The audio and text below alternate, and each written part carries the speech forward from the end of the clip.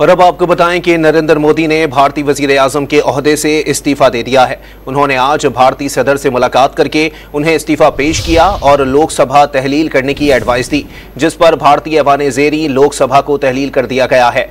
भारतीय मीडिया का कहना है कि अगली हुकूमत साजी के लिए चंद्राबाबू नायडू और नीतीश कुमार फैसला कुन किरदार बन गए हैं।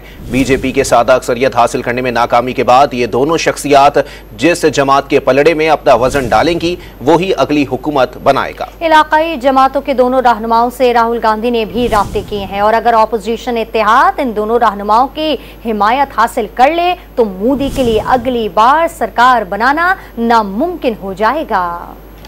मोदी सरकार के भारतीय अक्सरियत से जीतने के दावे धरे के धरे रह गए। उत्तर प्रदेश, तमिलनाडु समेत कई अहम रियासतों में नाकामी का मुंह देखना पड़ गया। 400 से ज्यादा सीटें हासिल करने का दावा करने वाली बीजेपी इत्तेहादियों समेत 300 का हिस्सा भी अबूर न कर सकी। हुकूमती इत्तेहाद नेशनल डेमोक्रेटिक अलायंस ने सिर्फ 292 नशिस्तें हासिल की, जिनमें भारतीय जनता पार्टी की 240 सीटें शामिल है, जो 2019 के पार्लिमानी इंतखाबात में बीजेपी की जीती गई सीटों से इंतहाई कम है। जबकि कांग्रेस की 99 नशिस्तों के साथ अपोजिशन इत्तेहाद 234 नशिस्तें हासिल करने में कामयाब रही, जो कि 2019 के इंतखाबात के मुकाबले में तकरीबन 2 गुना ज्यादा हैं। इंतखाबी रैलियों के दौरान बीजेपी ने मुस्लिम मुखालिफ तमाम हथकंडे इस्तेमाल किए जो किसी काम न आए। राम मंदिर के मकाम अयोध्या में भी बीजेपी पीछे रह गई, जबकि अवाम ने इंतखाबी मुहिम में मस्जिद की तरफ अलामती तीर चलाने वाली बीजेपी उम्मीदवार माधवी लट्ठा को नशिस्तें महरूम कर दिया। हैदराबाद दक्कन में ऑल इंडिया मजलिस इत्तेहादुल मुस्लिमीन के असदुद्दीन अवैसी ने